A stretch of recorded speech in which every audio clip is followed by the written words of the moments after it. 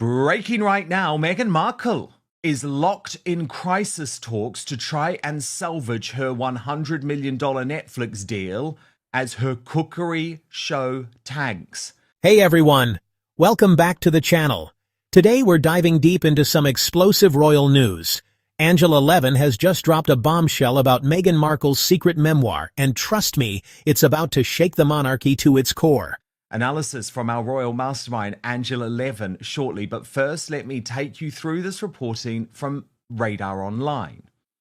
They say Diva Duchess Meghan Markle is all smiles online, but she's devastated by the scathing reviews of her new lifestyle show With Love Meghan. And Radar Online can reveal she and Prince Harry are locked in crisis talks for ways to salvage their $100 million deal with Netflix. A source tells the publication Meghan expected the usual haters to come after her, but the scale of negativity has been on another level that's truly shocking to her and Harry. He's always her biggest cheerleader and he's doing his best to shore her up, but it's not an easy task. They are now locked in crisis talks over their entire Netflix deal.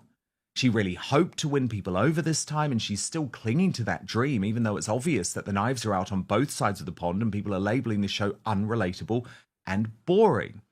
Now, Radar reports that despite the dismal reviews, Netflix has already renewed the series for a second season, although, of course, it was already filmed at the time, so really it's just the second part of season 1.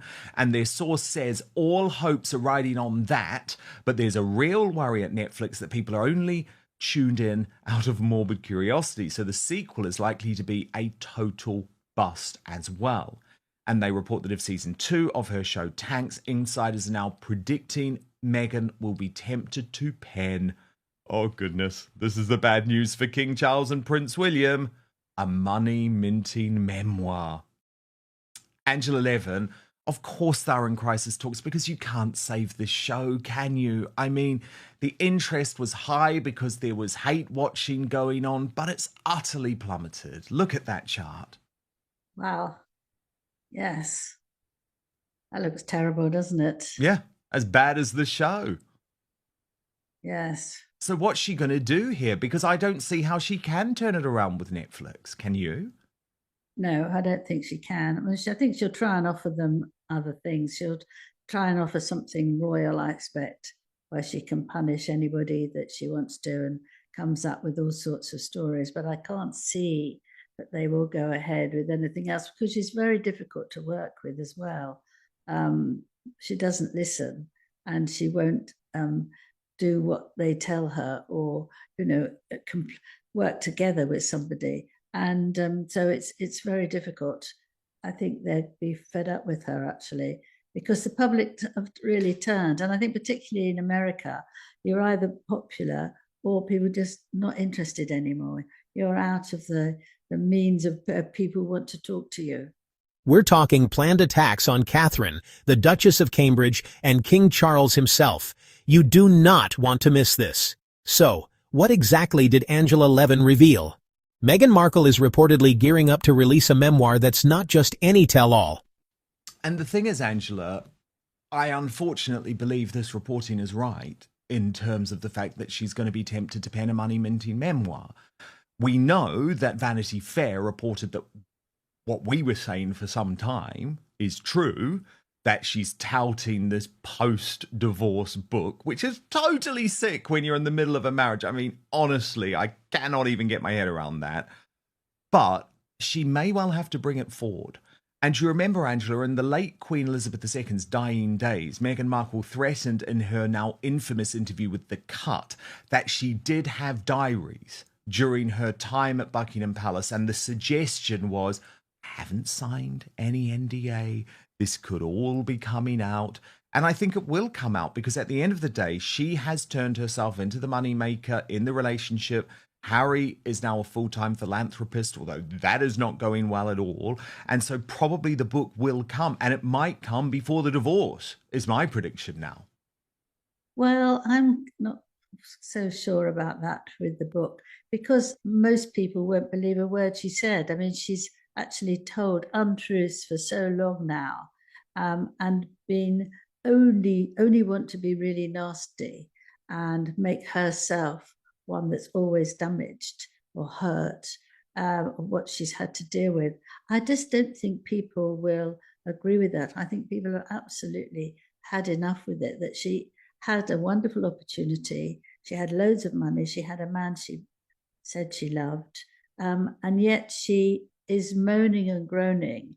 And here's more moaning and groaning. It's 5 years, I think, on Monday, next Monday, that she's been away from the royal family. So if you still can't somehow get together all that and move on and think about what you're going to do in the future, then it's really tragic. And I think she will, that's what she'll do. She'll attack Catherine a great deal. She'll attack King Charles, who was incredibly kind to her. I had a long chat with him, and when she just joined, and I was invited to one of the garden parties, and he was really praising her, what she could do for the country, and it was going to be very, very happy. He was very pleased, and he even says,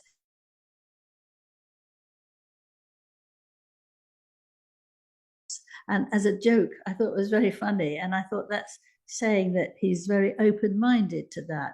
But she'll try and knock him down, and I think most people will feel if you do that to someone who is fighting cancer and has been fighting since over a year, people will think you're absolutely disgusting, and they won't think, poor you. And it will be a big mistake, I think. Yeah, and the other problem, and I love the fact that this is a problem, by the way, because it shows how difficult this tightrope is that she's walking. And it's a tightrope, by the way, of a snake. She's like a slippery snake, thinking about her future and thinking about all of the possibilities, Angela, because, hear me out on this, if she were to write this memoir early, before the marriage ends, she would have to praise Harry to the hilt, which then completely dents her credibility for the post-divorce memoir, which is where the real money is. Ah, well said. Yes, there we are. And actually, that will also depend on who gets how much money, isn't it? And who gets the children. It will spread all over the place, and it's too dangerous to do that. And what you lose might be much more than what you gain. It's said to be packed with personal diaries and juicy details from her time inside the palace. And guess what? This book is rumored to take aim directly at Kate and King Charles, despite all the kindness they've shown her. This could be the most controversial royal book in recent memory. Yes. The whole thing is a terrible mess. The whole thing is a disaster. Yeah. And one of the reasons is they can't compromise. One has no ability to do anything that she doesn't want, i.e. Harry. And she is always looking to win and to have more money and to knock people down. I mean, it's extraordinary how many people she wants to destroy, verbally or in any way that she wants, because they don't do exactly what she says. And she goes mad. If you see her talking and someone actually interrupts, her face goes into an absolute fury, and that includes her mother. So she's very, very on tiptoes, really, to make sure that somebody doesn't say what's right. And she didn't want her mother to come for the party to say, "Well done, Meghan," because she didn't think she would agree with all the things that she said, because obviously she knows that they're not true. So she doesn't want her mother there in case she said, "No, that wasn't how it all was." So you stop her coming in. And I think to be somebody like that, you must be nervous the whole time, worried, anxious. What are they going to do? And I think she looked very unhappy, her mother, didn't she, when she was there?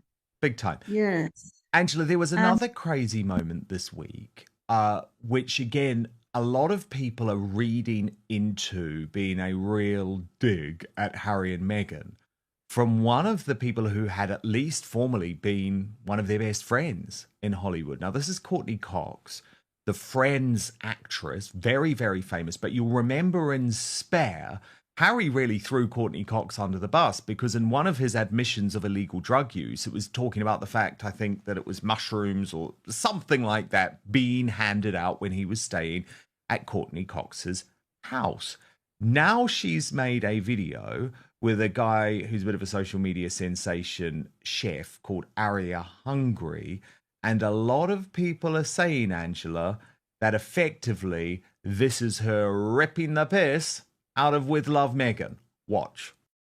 You've been making your mac and cheese wrong your entire life. He's such a bully. That's not true. Yours is good. Not that good, though. This might be better. Don't F it up. hate that. Big pot, 2 pounds of butter. Now melting. No, now melt it. Melt it. Add a boatload of this, a little at a time. Obviously not all at a time, so yes. Until it looks like this. I'm lactose intolerant and gluten free. This would be fun. Now we add salt. Now we're gonna grate the cheese, sharp cheddar, mozzarella, and la gruyere. You just pop it in? I wouldn't do that. It becomes overwhelming. But let's do what he says, because he's the chef. Melt your cheese. Boil some water. Salt it like the sea, they say. God, this is cavatappi. 3 minutes less than the box says, so your pasta doesn't taste like No. Sorry. tastes like Undercooked. tastes like Poo. You're so mean. We're not gonna throw out all the pasta water because we always know that's important. Put it into the big pot. Add the sauce. We need pepper. No, we don't. Why wouldn't you put pepper in your Because mac it's and not a cheese? cacio pepe. Tell them what to do with this. Take your finger, go like this. Put this away. Next time you have to make mac and cheese, you don't have to deal with this. You put it into what? Whatever. Tell Figure it people how to out. freeze Whatever things. you freeze it on. They're not gonna put it on a plate. I might. Add the pasta water. We're not gonna put any pepper. You wanna ask one more time? So a little pepper, huh? Taking 1 layer of pasta. We're gonna add mozzarella, another layer of pasta. More authoritative. Another layer of panko, what? Add some panko. Grate Parmesan on top. Now we're going to broil the top so it looks like This. Here are your green vegetables, these chives. Let's see if it tastes as good as it looks. Oh my God. The bechamel, the Super easy, super quick. complete lie. Took a long time, but worth every single bite. I get this and you get that one. Okay, see ya. Oh, Angela, firstly, I'm sorry for making you listen to that terrible language. What rude Hollywood people they are. But you see what I mean? I can understand why a lot of people are saying, hang on a moment, that's very much going to be taken as a dig towards With Love Meghan. And with Meghan's Netflix deal reportedly struggling, some insiders believe this memoir is her next big move to stay in the spotlight. You might be wondering, why is Meghan rushing to release this memoir now? Well, it looks like there's serious tension behind the scenes. Oh, of course it is. I mean, they're mocking her, aren't they? They're just doing it their own way. To be funny with someone who is very stupid and doesn't know what they're doing and just gets on with it. I mean, it's jokey. It's a bit, like the cartoon that was shown about them. People are now making fun. And I think if actually it's all right if they're little characters, but if they're actually people who are making fun of somebody who's trying to really show off and expects everyone to think that she's absolutely wonderful, it's just there to make you laugh. And who are you going to think about?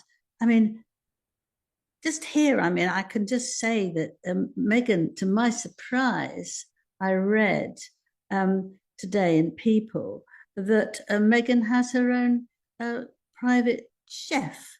Oh, and yes, we have this actually. Yeah, so this is a woman called Brooke Baysky, widely known as Chef Bay, and she's a private celebrity chef for VIP clients such as Adam Sandler, Meghan Markle, and Mindy Kaling. And she says, one day you're concocting homemade almond milk for your brother, and the next you're whipping up gluten-free, dairy-free, and refined sugar-free banana bread for Meghan Markle. So firstly, Angela, I'm like, oh my God, what a nightmare Meghan Markle is. Imagine saying to the chef, yes, I want it to be gluten-free, dairy-free, and refined sugar-free. So no wonder all of her stuff tastes so awful.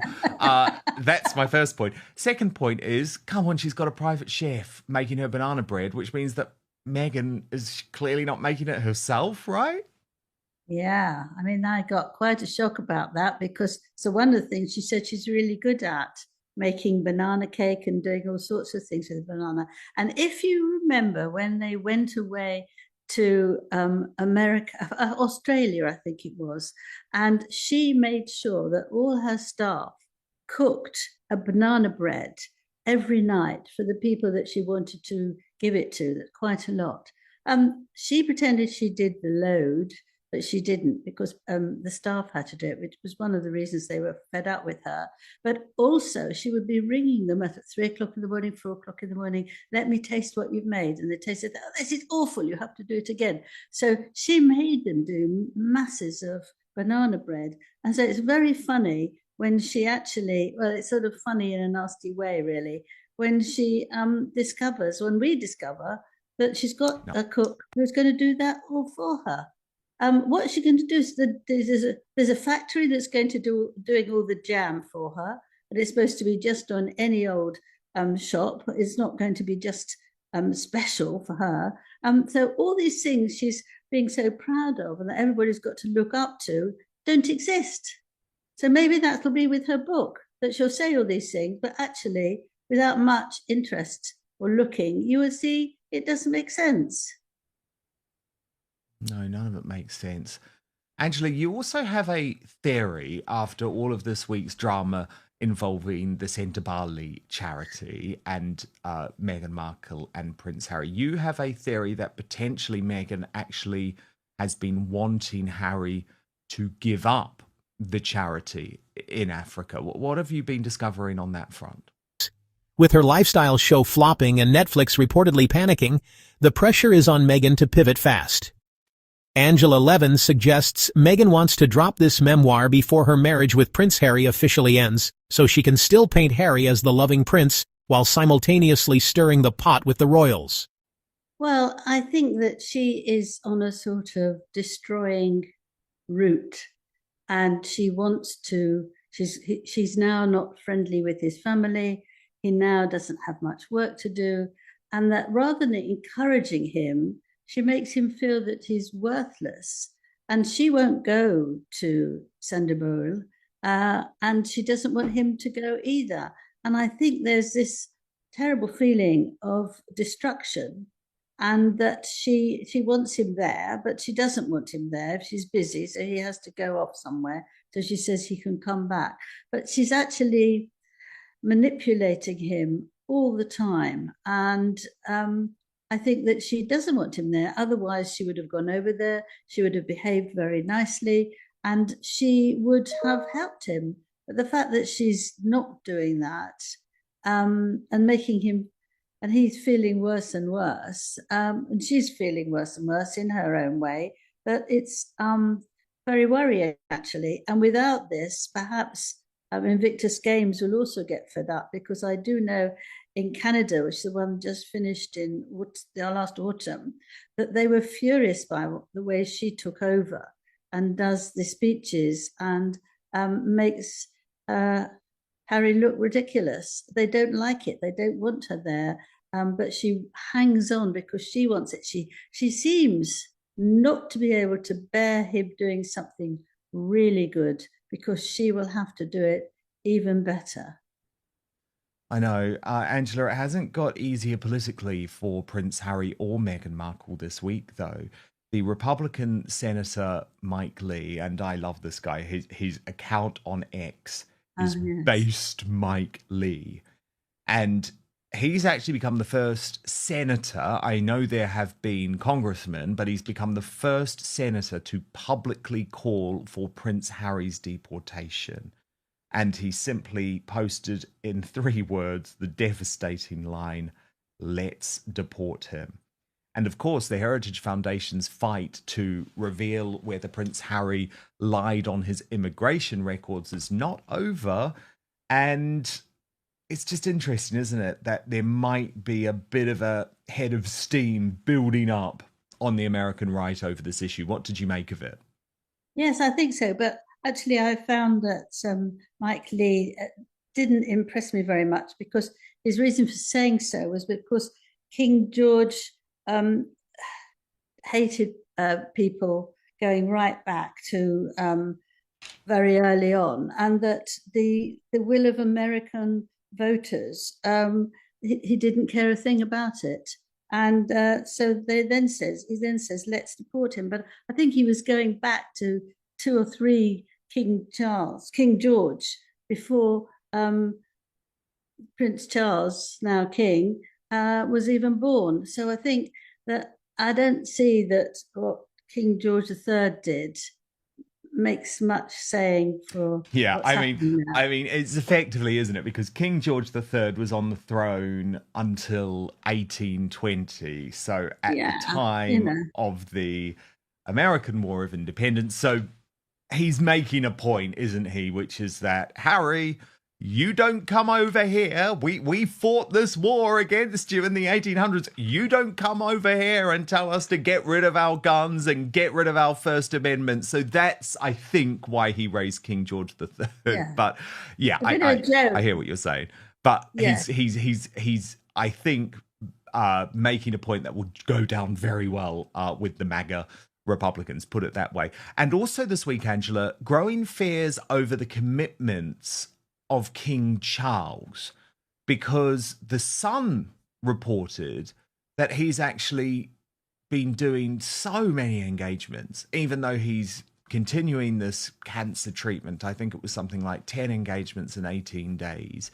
And what's interesting is the Sun reports that Sophie, the Duchess of Edinburgh, is chomping at the bit to do more major engagements, wants to take the pressure off King Charles.